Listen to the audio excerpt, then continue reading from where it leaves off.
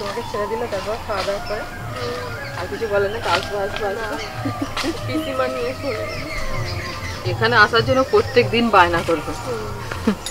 এখানে আসা চাই যেন উনি চান টান করিয়ে নিয়ে ওকে আসবে। নমস্কার, সকলকে স্বাগত জানিয়ে আজকে রান্না বান্না শুরু করবো। আর আজকে একদম সকলের ফেভারিট একটা রান্না নিয়ে চলে এসেছি, এটা কম্ম রান্না। আজকে আপনাদের সঙ্গে শেয়ার করতে চলেছি মটন কষা, আর সাথে থাকছে বাসন্তী পোলাও। সুমিতা কখনো বাসন্তী পোলাও খায়নি, তা আমি বললাম চলো আজকে তোমাকে বাসন্তী পোলাও করে খাওয়াবো।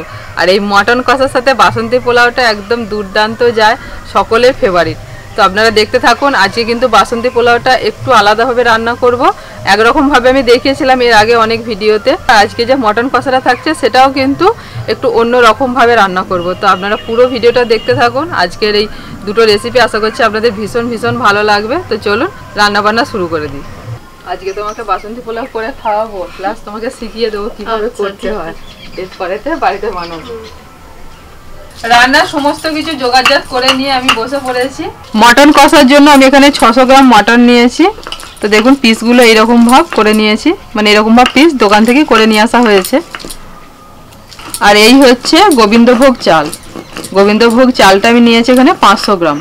গোবিন্দভোগ চাল দিয়ে বাসন্তী পোলাও বানালে সব থেকে বেশি খেতে ভালো লাগে, কারণ গোবিন্দভোগ চালের না একটা নিজস্ব স্বাদ ও গন্ধ আছে, যার জন্য বাসন্তী পোলাওটা সব থেকে বেশি ভালো লাগে। এছাড়া বাসমতি রাইস দিয়েও কিন্তু বাসন্তী পোলাও বানানো যায়। প্রথমে মাটনের মধ্যে আমি কিছু মশলা মাখিয়ে নেব। দিচ্ছি কাশ্মীরি লঙ্কার গুঁড়ো 1 চামচ, এই ছোট চামচের 1 চামচ দিচ্ছি। সামান্য পরিমাণে দিচ্ছি লাল লঙ্কার গুঁড়ো, মানে 1 চামচের 4 ভাগের 1 ভাগ। জিরে গুঁড়ো 1 চামচ। ধনে গুঁড়োও দিচ্ছি 1 চামচ। 1 চামচ দিচ্ছি হলুদ গুঁড়ো, সব কিন্তু আমি এই চামচের মাপে দিচ্ছি। লবণ। এবার দিচ্ছি সরষের তেল।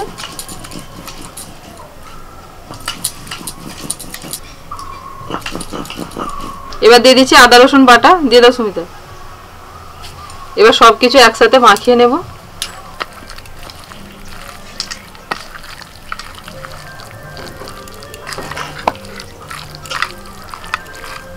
ভালো করে মাখিয়ে নিয়েছি। এটা আমি এবার 30 মিনিটের জন্য ঢাকা দিয়ে রেখে দিচ্ছি।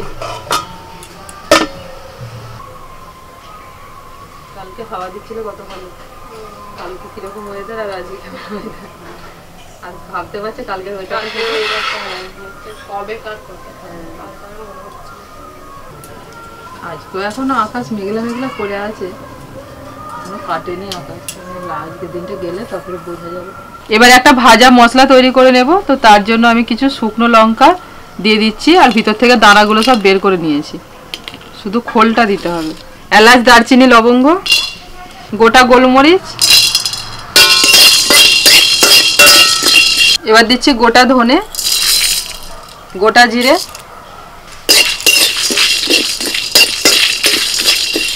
সব মশলা ভাজা হয়ে গেছে, এবার নামিয়ে নিচ্ছি। একটা সুন্দর গন্ধ বেরোচ্ছে মশলা থেকে। এবার কড়াইতে সরষের তেল দিয়ে দিচ্ছি। তেলের মধ্যে ফোড়নে দিচ্ছি 2টো তেজপাতা। সুমিতা পেঁয়াজটা দাও। পেঁয়াজ কুচি,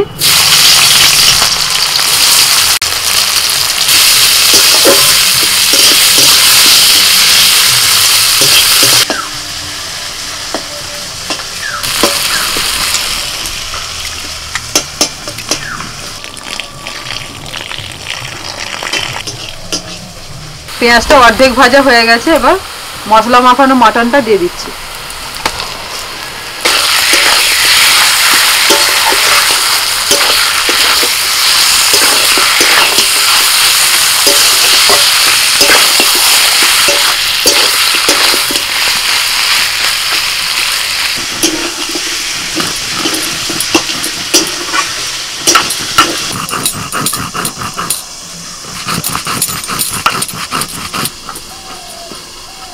এসেছে বুবলু সোনা।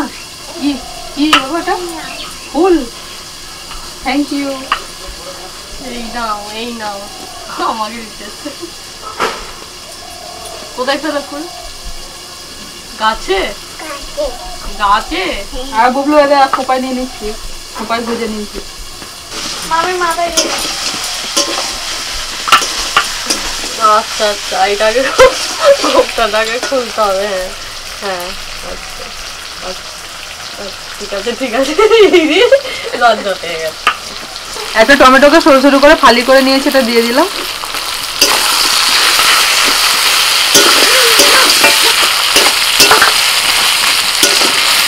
এবার 5 মিনিট ঢাকা দেবো। বুঝলো শোনা? ও বুঝলো শোনা, তোমাকে কে চুল বেঁধে দিল? তোমাকে কে চুল বেঁধে দিল? কথা বলছে না, তুই দুষ্টুমি করছে। তোমাকে কে চুল বেঁধে দিল? সুন্দর চুল বেঁধে দিয়েছে। কে বেঁধে দিয়েছে তোমাকে চুলটা? বুবলু, আমি কিছু জিজ্ঞাসা করছি তো। মাঝে মাঝে কোথায় চলে গেছে, যা কি ভাবছে? কে চুল বেঁধে দিল তোমাকে?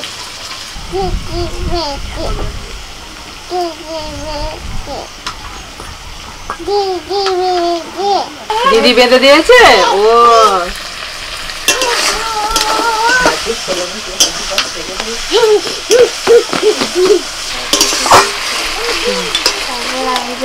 আমি মায়ের কাছে চলে যাবো, উনি বেঁধে নিল।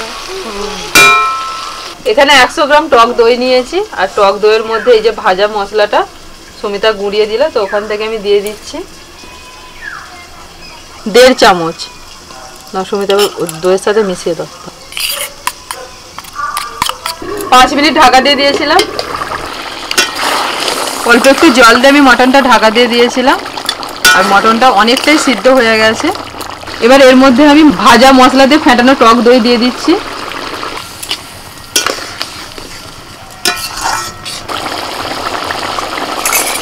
মটনটা আমার পুরো সিদ্ধ হয়ে গেছে। আমি প্রায় মটনটাকে 50 মিনিট মতো রান্না করে নিয়েছি।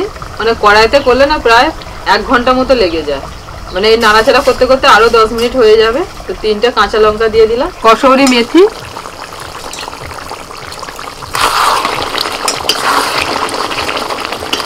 এই যে গ্রেভিটা আছে এইরকম একটু গ্রেভি রেখে আমি নামিয়ে নেব।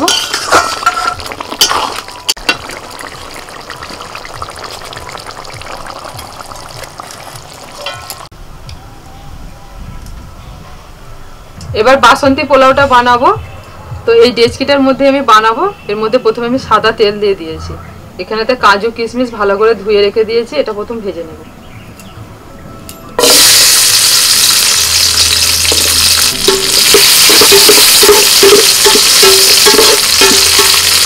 কাজু কিশমিশ ভাজা হয়ে গেছে, তুলে নিলাম।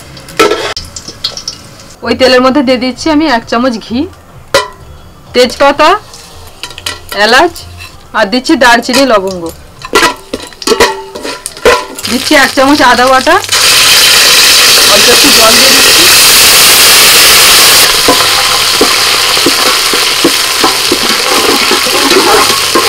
হলুদ গুঁড়ো। এবার এই বাটির মাপে আমি জল দিয়ে দিচ্ছি। 2 বাটি চাল, আমি 4 বাটি জল দেবো।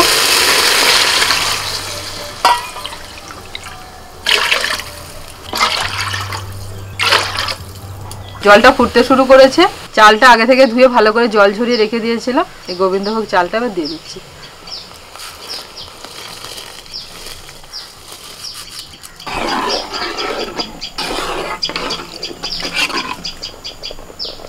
স্বাদ মতো লবণ। 5 মিনিট ঢাকা দিচ্ছি। 5 মিনিট হয়ে গেছে, ঢাকাটা খুলছি। এবার দিচ্ছি চিনি, কাজু কিশমিশ ভাজাটা,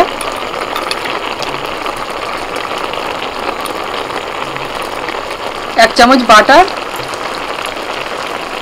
এবার একটু নাড়াচাড়া করে দেব। দেখুন আস্তে আস্তে জলটা পুরো শুকিয়ে যাচ্ছে। চালটা এইভাবে জলটা সব টেনে নিয়ে ঝরঝরে হবে। আবারও 5 মিনিট আমি ঢাকা দিয়ে দিচ্ছি। আর কিন্তু উনানে জাল দেবো না, যেটুকু আঁচ আছে ওতেই হয়ে যাবে আস্তে আস্তে।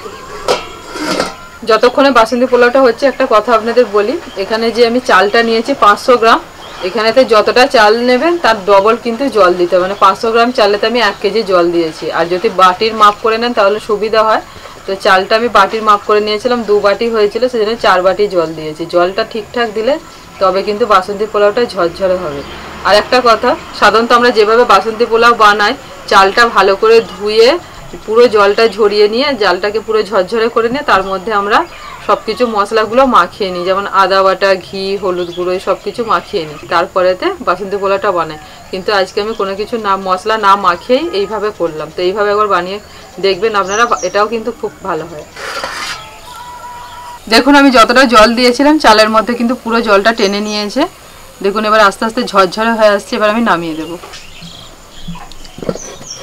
যেহেতু জলটা শুকিয়ে গেছে সেজন্য আমি উনান থেকে নামিয়ে দিলাম, নাহলে কিন্তু তলাতে ধরে যেতে পারে। এবার আমি এইভাবে 5 মিনিটে রেখে দেবো, তারপরেতে পরিবেশন করব।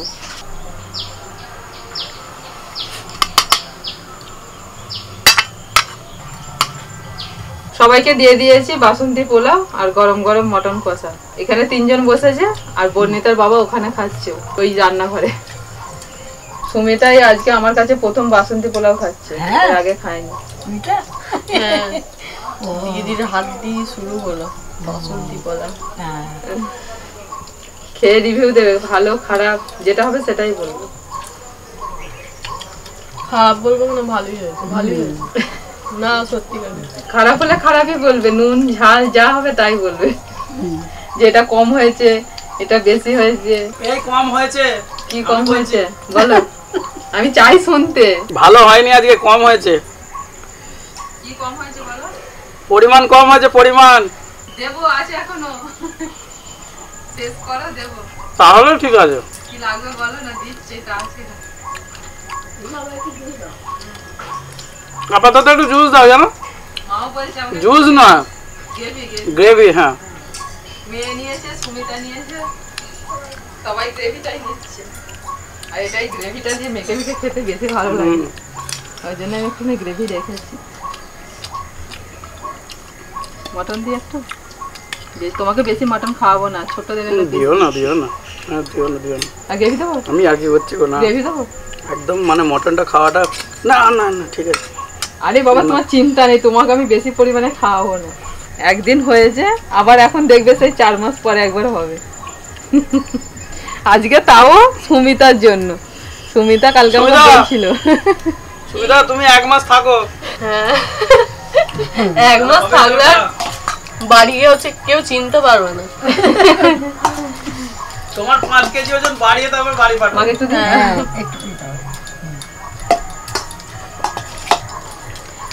আর এইটা না, মানে এই যে তোমার বাসন্তী পোলাওটা খুব ভারী, বেশি খাওয়া যায় না,